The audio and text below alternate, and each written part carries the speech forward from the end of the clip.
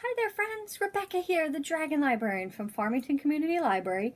And Elwing and I have got some really fantastic brand new books that we want to talk to you about today. And also want to remind you that this is the very last week of summer reading. What?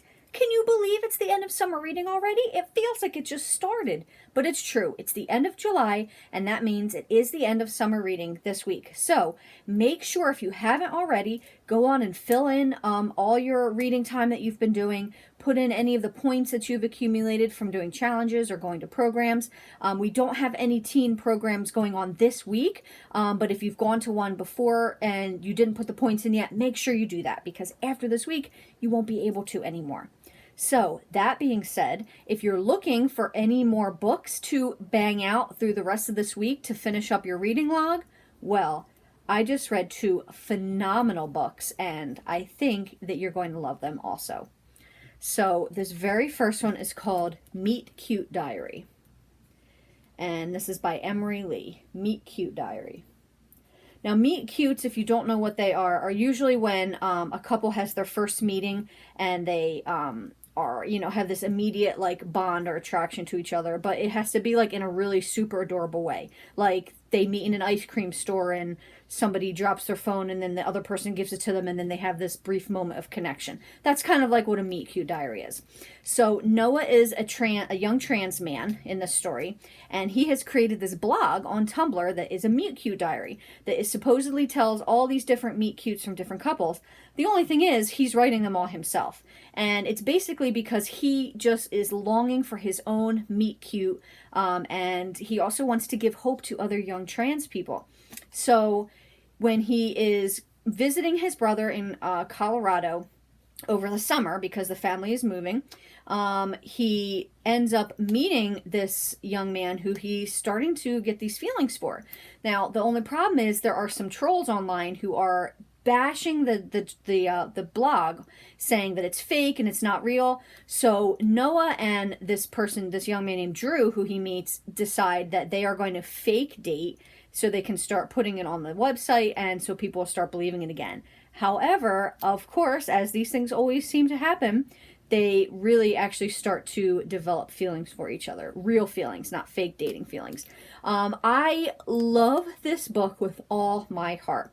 I love to be seeing a lot more young adult books featuring trans characters coming out.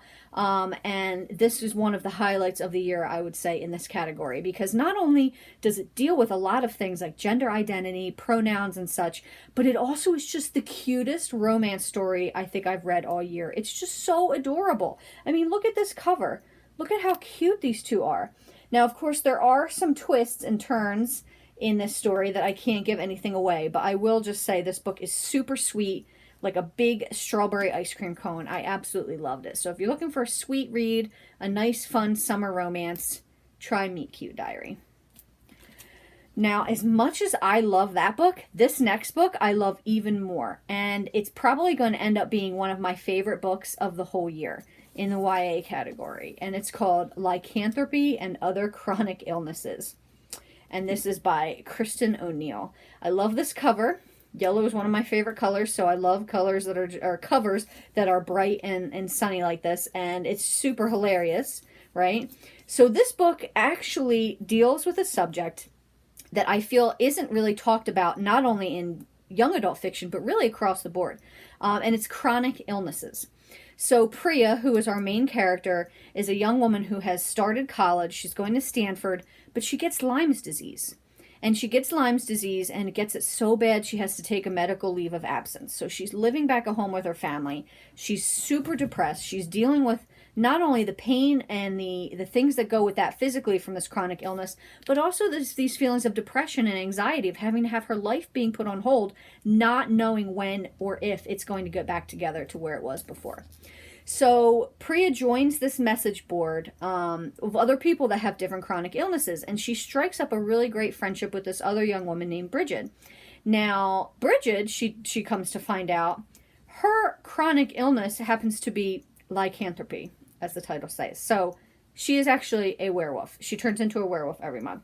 And it is just such a hilarious but also really deep take on chronic illnesses, but also like I've never seen werewolves thought of in the terms of like, what does your body, if you're a werewolf, what does your body go through every month once you change? What are the aches and pains? What are the muscle problems? What are the things that happen to your body physically? And that's what Bridget is dealing with. And her and Priya just bond over these, you know, these illnesses that they have, and also trying to get her werewolfness under control. So this book bounces back and forth between really lighthearted and humorous to really deep and thoughtful, and just this wonderful study of how people's lives look when they deal with chronic pain, and this is and chronic illness. And this is something I feel like, you know, I don't ever think about something like this unless you're going through it or know somebody that is. I feel like it's really not something that you think about often. But this book sheds light on that, which is amazing. And I also said it is lighthearted too, and it is. The conversations between these characters are just so hilarious. The dialogue is perfect. It's funny. It's wonderful.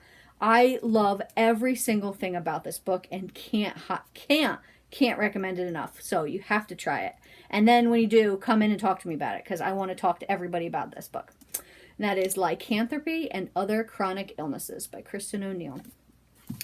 Well, those are the two that we've got for you today. I hope that they sound really interesting. If so, please feel free to come and get them from the Farmington Community Library. You can come to either branch, whichever one you prefer, and come in and say hi and talk to me.